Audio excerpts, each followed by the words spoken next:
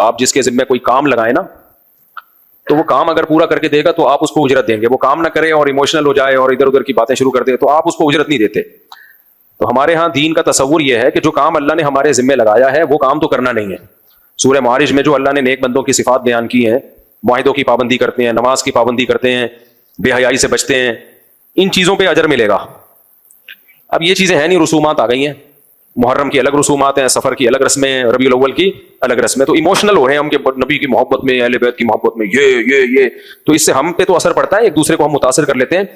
اللہ تعالیٰ ان باتوں کی بیس پہ اللہ نے جو اصول اور ضابطہ بیان کیا, اللہ اصول ضابطے کو چینج نہیں کرے گا. اللہ کہے گا الحمد سے لے کے والناس تک جو اہل ایمان کی صفات میں نے بیان کی تھی ان کو تم نے فوکس کیا نہیں, دائیں بائیں جو مرضی کرتے رہو.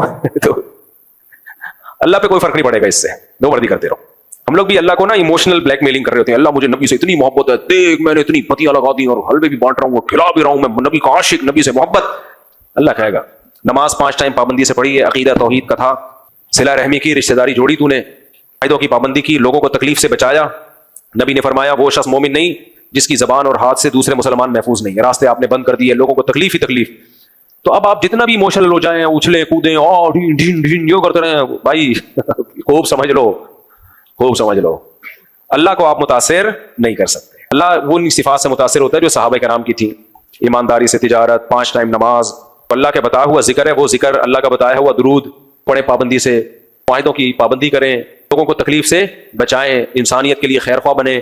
پتہ ہے آپ کو ہمارے نبی صلی اللہ علیہ وسلم ممبر پہ بھی آپ کی جو خطبہ ہے نا, آپ کی جو تقریر ہے وہ بھی بہت ہی نرم لہجے میں ہوتی تھی.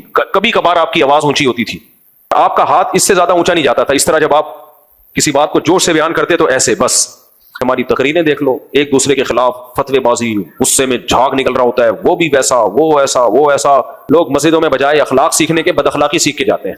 تو اس لیے بھائی اللہ کا دین جو ہے نا وہ اللہ نے بتا دیا یہ ہے, اس سے دائیں بائیں چلو گے تو تمہارا اپنا مسئلہ ہے.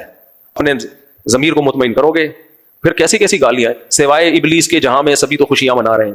یعنی جو ربی لوگ نہیں منا رہے سارے ابلیس ہو گئے یار. کسی مسلمان کو ابلیس کہنا, شیطان کہنا, یہ اللہ رسول کی تعلیمات ہیں. یہ ظرف ہونا چاہیے مسلمان کا. سب کو ابلیس کہتی ہے, جس کے گھر میں بتیاں نہیں ہیں وہ بھی ابلیس ہو گیا, پورا سعودی عرب ابلیس, جو مکہ مدینہ ہے وہی ابلیس ہو گئے.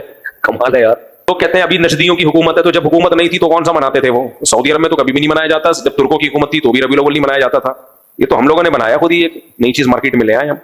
محرم ہمارا پاکستان کا اسلام, محرم میں الگ ٹائپ کا, سفر میں الگ ٹائپ کا, ربیع الاول میں الگ ٹائپ کا.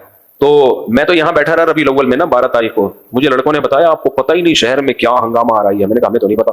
یار آپ کو پتہ ہی کوئی ایسا ہی مزہ آ رہا ہے. لوگ بتا رہے ہیں ایسا لنگر منگر بھی چل رہے ہیں, یہ بھی چل رہا ہے, وہ بھی چل رہا ہے.